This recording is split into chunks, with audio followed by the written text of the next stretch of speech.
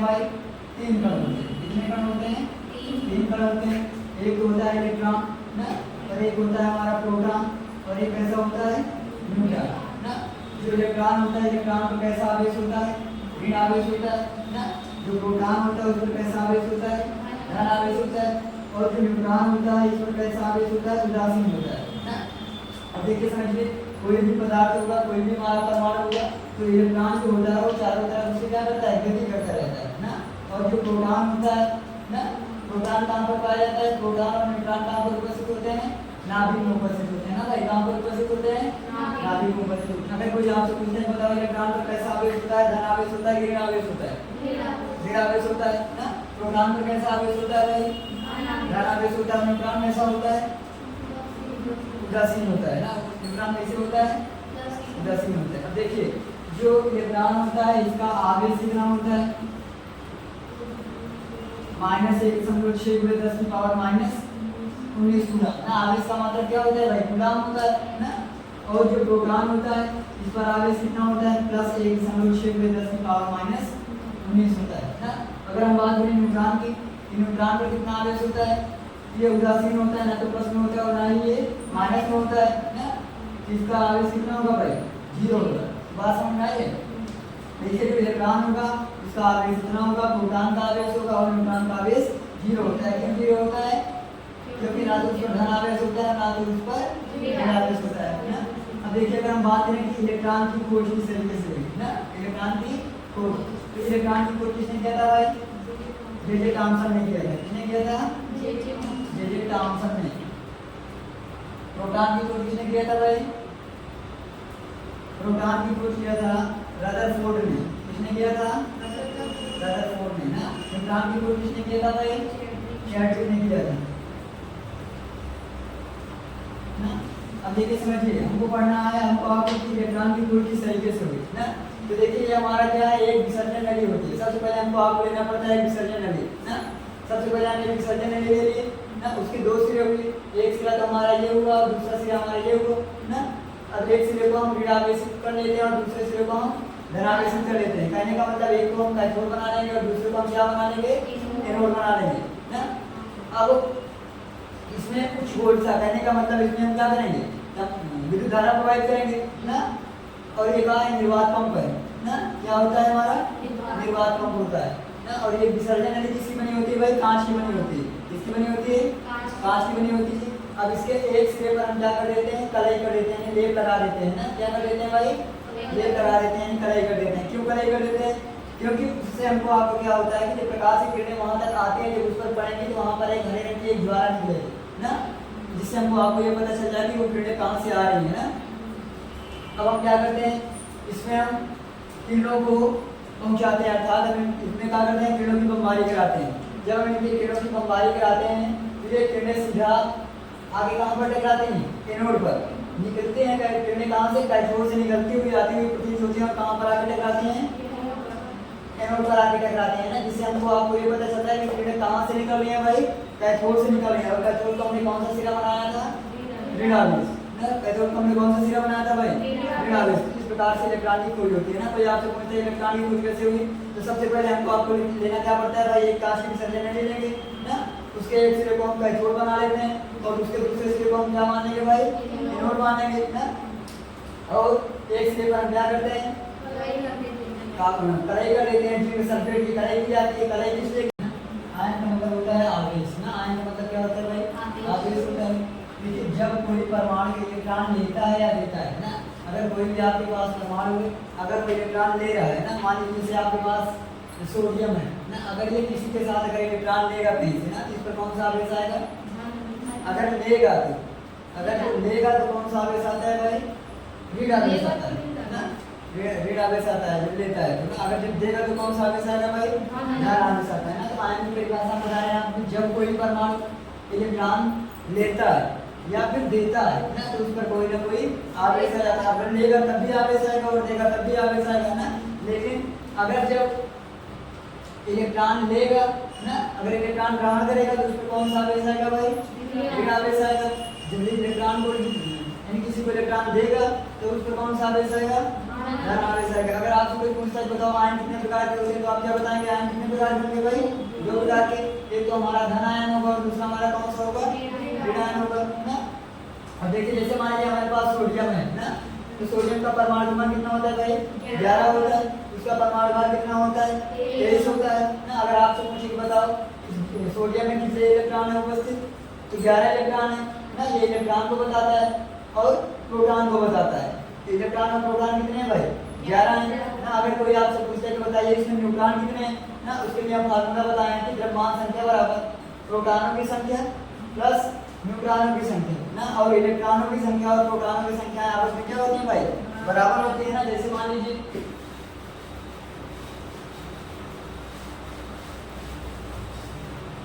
आपसे पूछ दिया गया कि सोडियम 11-23 में कितने इलेक्ट्रॉन है, ये बताओ, कितने प्रोटॉन है और कितने न्यूट्रॉन है, कितने इलेक्ट्रॉन है, कितने प्रोटॉन है और कितने न्यूट्रॉन है। तो हम बता रहे हैं कि जो परमाणु क्रमांक बताता है किसको बताता है, इलेक्ट्रॉन को बताता है और प्रोटॉन को बताता है। तो जितना इलेक्ट्रॉनों की संख्या होगी उतने संख्याएं किसकी होंगी, प्रोटॉनों की। इलेक्ट्रॉनों की संख्या कितनी है भाई, 11। प्रोटॉनों की संख्या कितनी है, 11 है ना। अब देखिए हम आपको फार्मूला बताए थे कि Z = P + N ना, Z = P + N।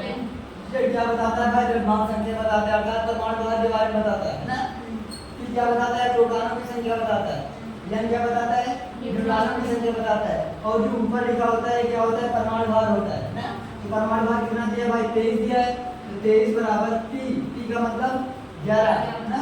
11 + N, जब N बराबर निकालेंगे तो हमारा 23 - 11 हो जाएगा, यानी न्यूट्रॉन की संख्या कितनी आ जाएगी भाई, 12 आ जाएगी ना। इस तरीके से हम इलेक्ट्रॉन, प्रोटॉन और न्यूट्रॉन को हम याद कर सकते हैं ना। इसके बाद देखिए आपकी अगली हेडिंग क्या होगी,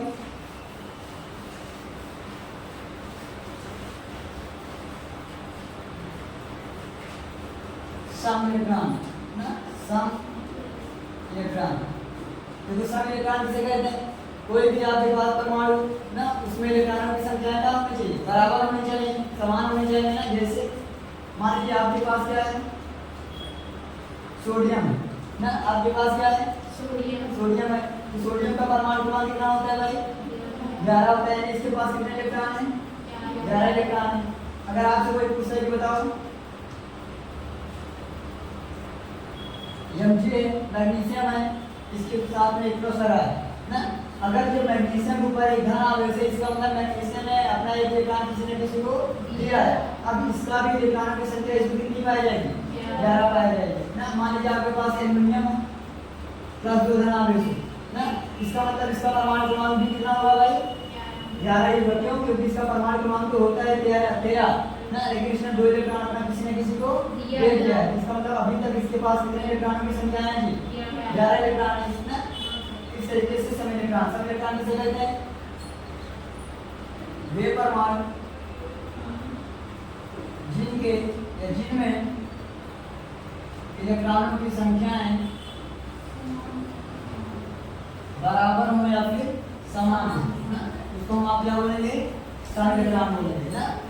अब इसी तरीके से देखिए आता है समस्थानिक और समभाजिक ना, समस्थानिक और समभाजिक। समस्थानिक का मतलब क्या होता है, जिसका स्थान समान हो, अर्थात जिसका परमाणु क्रमांक समान हो ना। जैसे देखिए समस्थानिक ना, समस्थानिक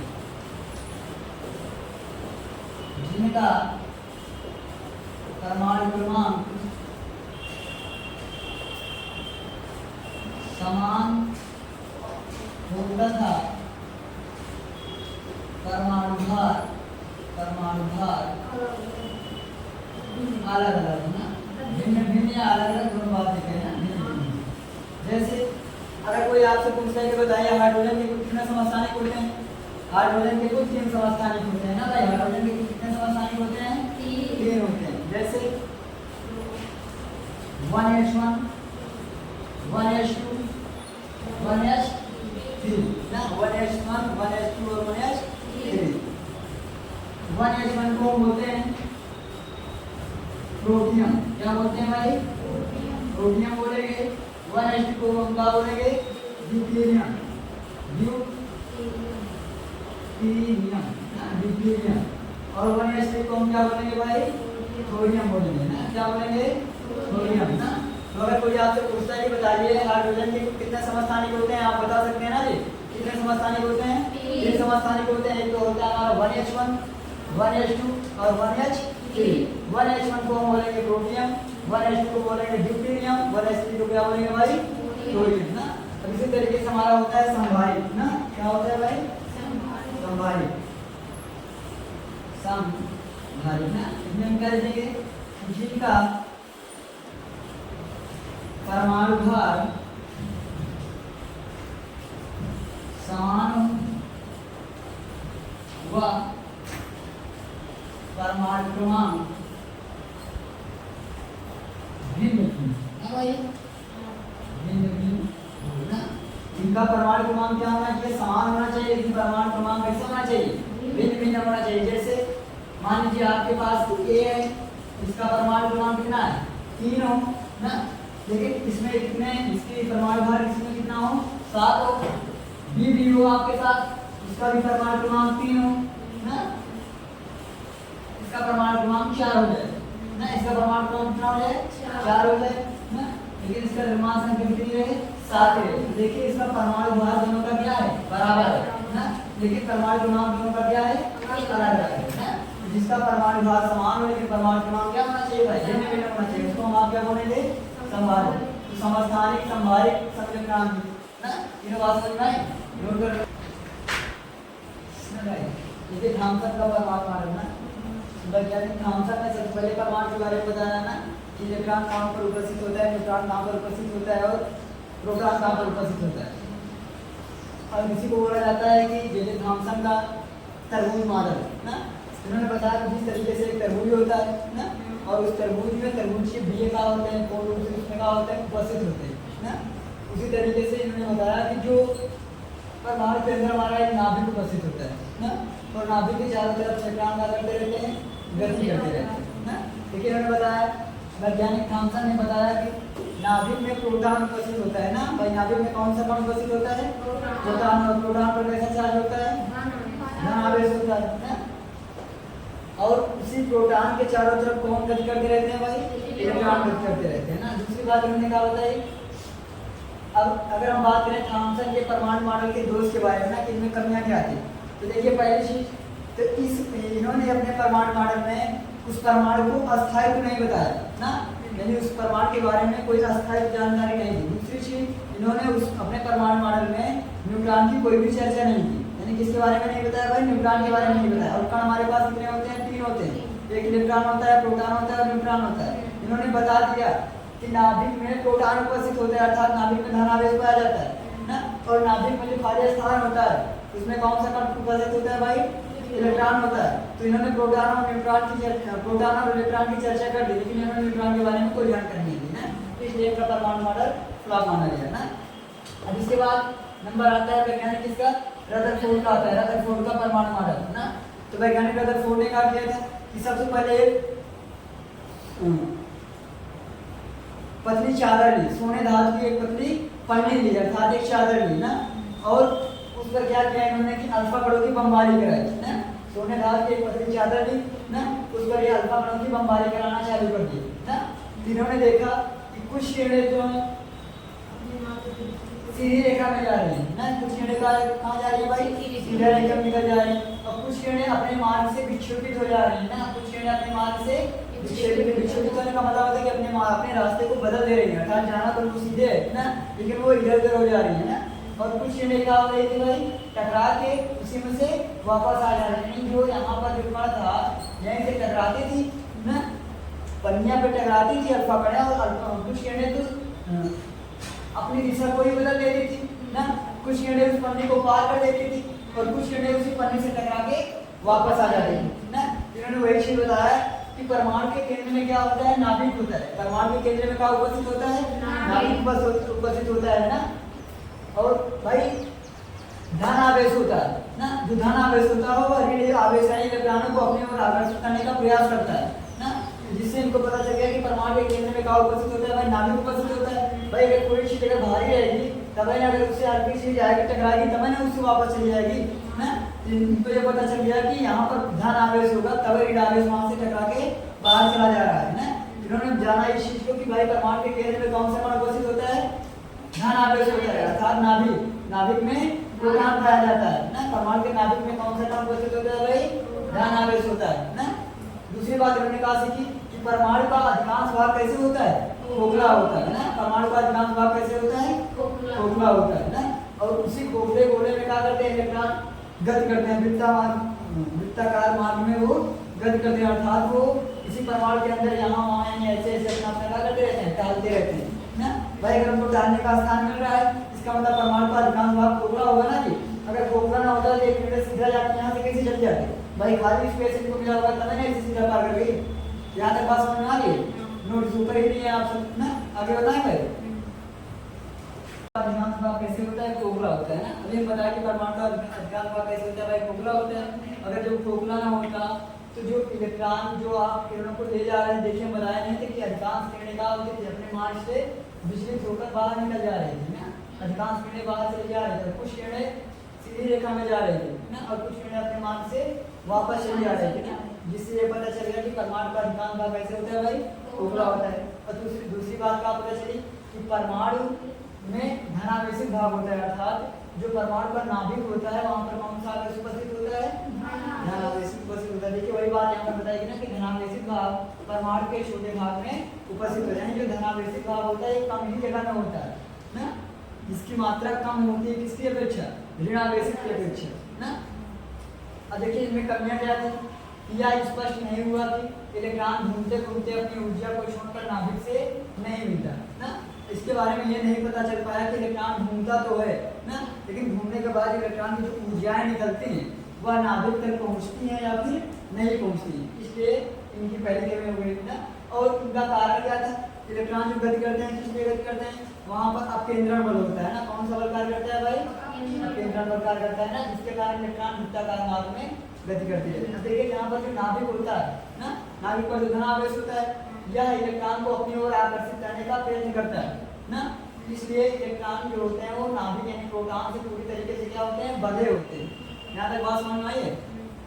अब अगर हम बात करें आभाव नियम की ना, तो आभाव नियम क्या होता है, यह ऊर्जा के उत्कोष के बढ़ते हुए क्रम को बताता है। किसको बताता है, ऊर्जा उत्कोष के बढ़ते हुए क्रम को ना। जैसे देखिए मान लीजिए आपने 10 का इलेक्ट्रॉनिक विन्यास किया, 1:2 2:2 2p6 ना, 1:2 2:2 भाई यस कोष से लेकर पी कोष तक पहुंचा, यानी 1 2 3 तक ही पहुंचा ना। लेकिन जैसे ही आपने 11 तक किया 1:2 2:2 2p6 फिर यस में, तो अगले कोष में बढ़ा कि नहीं बढ़ा। अगर आप मान लीजिए 24 का करेंगे 36 में, जैसे आप इलेक्ट्रॉनों की संख्याएं बढ़ाते जाएंगे, जैसे परमाणु क्रमांक बढ़ता जाएगा वैसे वैसे कोषों की संख्या भी बढ़ती जाएगी ना।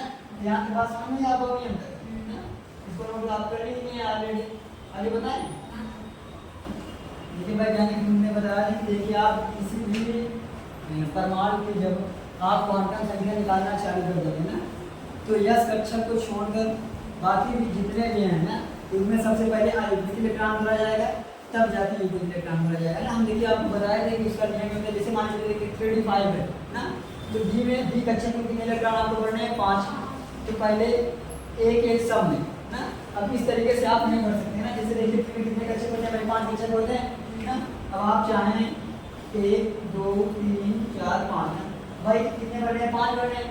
अब सोचिए आप 2 2 4 1 5 ना, तो आप इस तरीके से नहीं भर सकते, ये गलत है ना। क्यों, क्योंकि इनका बताना है था, उन्होंने बताया था ना कि पहले आप अयुग्मित इलेक्ट्रॉन को करिए ना, पहले आप उसको करिए अयुग्मित इलेक्ट्रॉन को, अयुग्मित मतलब जिसका जोड़ा ना बनता हो ना।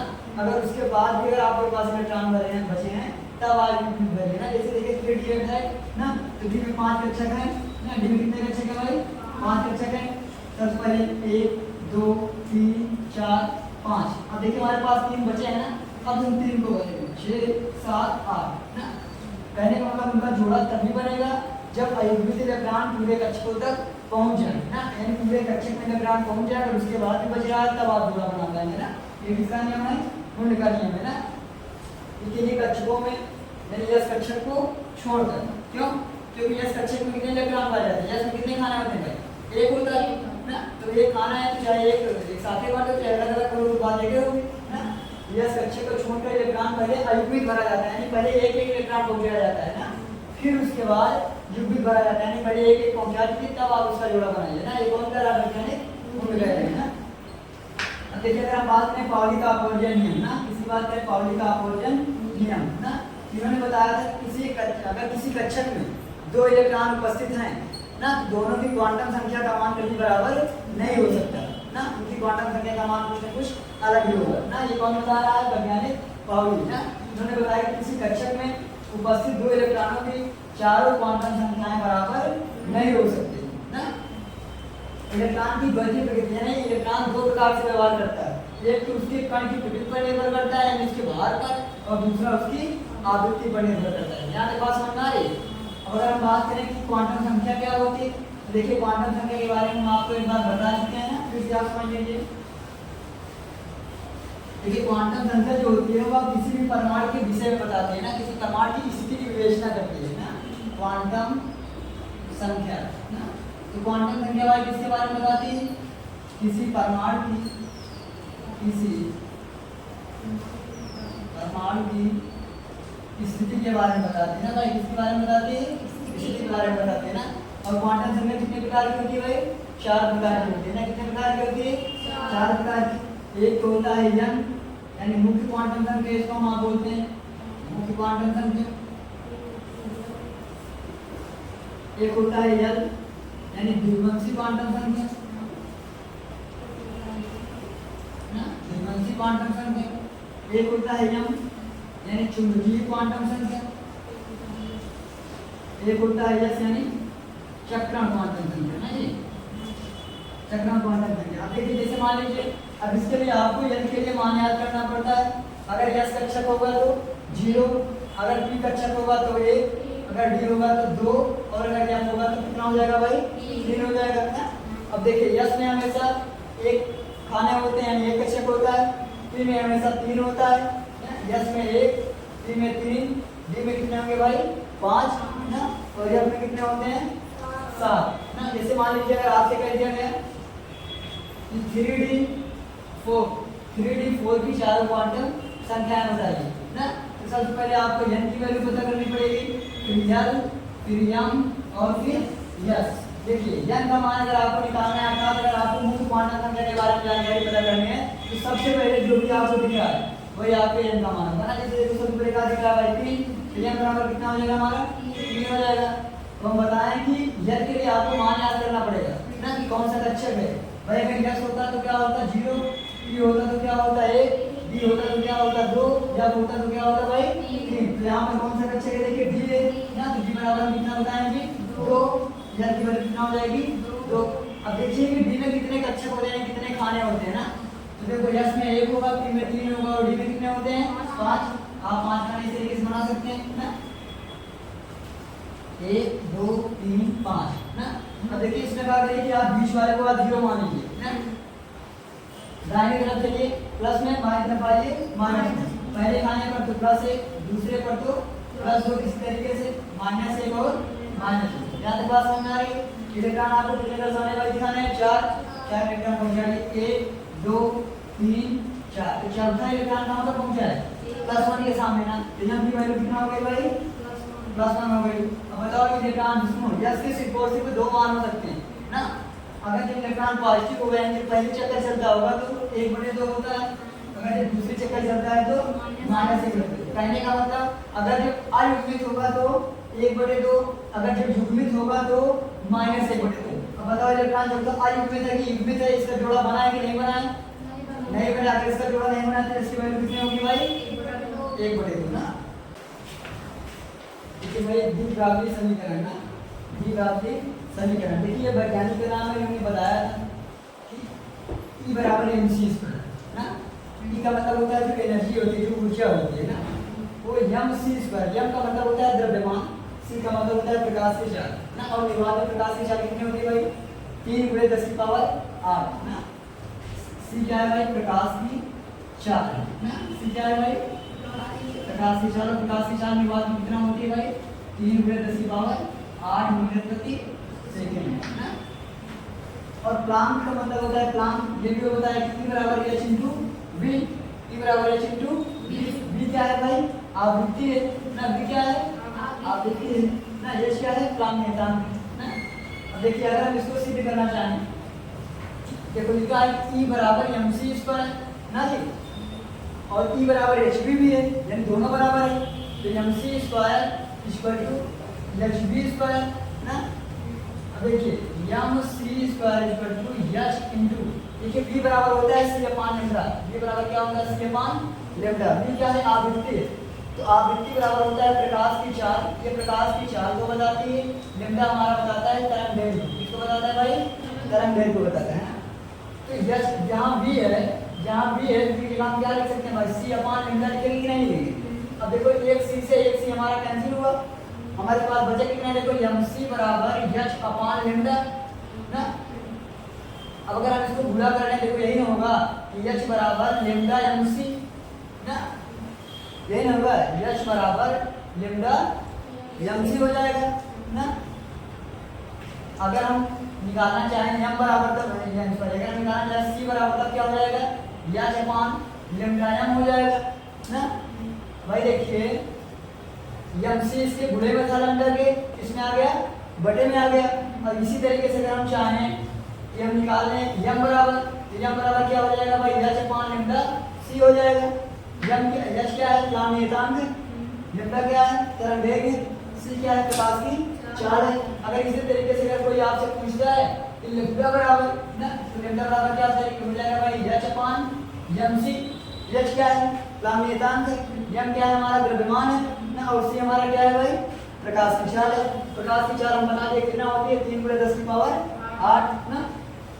अब देखिए प्रकाश वैद्युत प्रभाव क्या होता है ना, जैसे मान लीजिए आपके पास कोई धातु है ना, किसी धातु की प्लेट है ना, अगर जब उसमें आप आवृत्ति को बढ़ा देंगे ना, भाई आप सबसे पहले किसी धातु की प्लेट ले लीजिए, अगर जब आप उसमें आवृत्ति बढ़ा देंगे, आवृत्ति क्या होती है जानते हो, जो 1 सेकंड में कोई वस्तु कितना कंपन कर रही है वही उसकी आवृत्ति हो जाती है ना। 1 सेकंड में कोई वस्तु कितना कंपन करे, जैसे मनुष्य का हृदय 1 मिनट में कितनी बार धड़कता है ना, तो वही उसका क्या है आवृत्ति है ना। तो 1 सेकंड में जितना कंपन करता है कोई वस्तु वही उसकी आवृत्ति हो जाती है। और आवृत्ति को हम किससे नोट करते हैं जी, आवृत्ति को हम वी से नोट करते हैं ना, किससे नोट करते हैं, वी से। सी से किसको नोट करते हैं, प्रकाश की चाल को, और लेमडा से किसको नोट करते हैं भाई, तरंग दैर्घ्य को नोट करते हैं ना।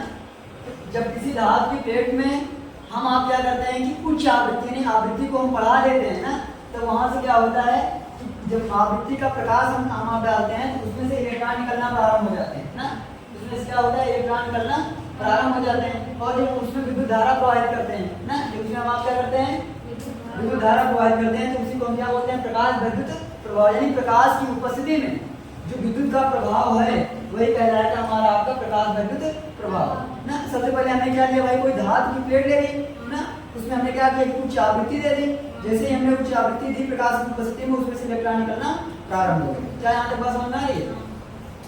अब देखिए देहली आवृत्ति क्या होती है, देहली आवृत्ति को हम सबसे पहले V0 से प्रदर्शित करते हैं ना। और देहली आवृत्ति क्या होती है कि प्रकाश की वह ऊर्जा होती है ना, यानी प्रकाश की ऐसी ऊर्जा। अब देखो यहाँ पे कह रहे हैं आप कि जब किसी धातु के प्लेट पर उच्च आवृत्ति का प्रकाश डाला जाता है, तो जो उच्च आवृत्ति का प्रकाश डाला जा रहा है ये इतना ज्यादा हो कि इलेक्ट्रॉन निकलना प्रारंभ हो जाए। जैसे मान लो भाई 2 हर्ट्ज हमने आवृत्ति दी, अभी प्रकाश नहीं निकल रहा है, 3 दिया अभी नहीं निकल रहा, पता लगा हमने 7 दे दिया, 6 से निकलने लगा ना, तो यही 7 की वजह से इलेक्ट्रॉन निकलना चालू है। यही 7 क्या है, देहली आवृत्ति यानी दी गई आवृत्ति, जितना हमने आपने आवृत्ति दी, और आवृत्ति को किस लिए दिया, क्योंकि हमको आपको इलेक्ट्रॉन निकालना था ना।